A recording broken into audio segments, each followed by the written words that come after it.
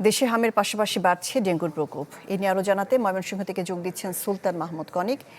সুলতান Mahmud conic, ময়মনসিংহে হামের প্রকোপ কেমন দেখতে পাচ্ছেন আর ডেঙ্গুর পরিস্থিতি কেমন, সব মিলিয়ে সেখানকার পরিস্থিতি আমাদের জানাবেন। বাংলা কিউআর যেখানে নগদ পেমেন্ট সেখানে সারা দেশে 10 লাখেরও বেশি মার্চেন্টে নগদে পেমেন্ট করুন খুব সহজে।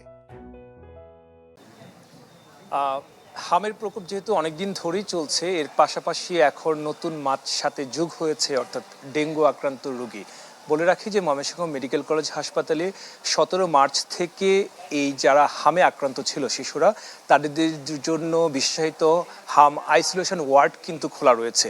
এবং এই হাম আইসোলেশন ওয়ার্ড খোলার পাশাপাশি এখন ডেঙ্গু আক্রান্ত প্রতিদিনই রোগী বাড়ছে। এবং এই ডেঙ্গু আক্রান্ত রোগী বাড়ার ফলে যদি 24 ঘন্টার সবশেষ পরিসংখ্যান বলি, যে ময়মনসিংহ মেডিকেল কলেজ হাসপাতালে বিভিন্ন ওয়ার্ডে এখন পর্যন্ত 16 জন ডেঙ্গু আক্রান্ত রোগী ভর্তি রয়েছে। এই 16 জনের মধ্যে 10 জন হচ্ছে পুরুষ, 5 জন নারী এবং 1 জন শিশু রয়েছে। এই 5 জনের মধ্যে 1 জনকে সিসিইউতে রাখা হয়েছে।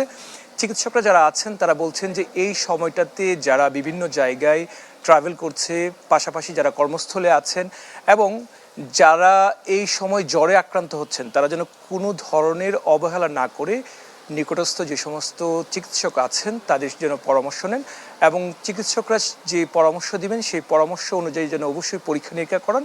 এবং যদি কারো এই ডেঙ্গুর উপসর্গ থাকে এবং ডেঙ্গুতে আক্রান্ত হয়, তাৎক্ষণিকভাবে যেন তারা মেডিকেল কলেজ হাসপাতালে আসে এবং সেখানে এসে যেন ভর্তি হয়। যেহেতু প্লাটলেট অনেকের কমে যায়, যে কারণে চিকিৎসকরা এই বিষয়টির উপর জোর দিয়েছেন এবং বলছেন যে খুব দ্রুততম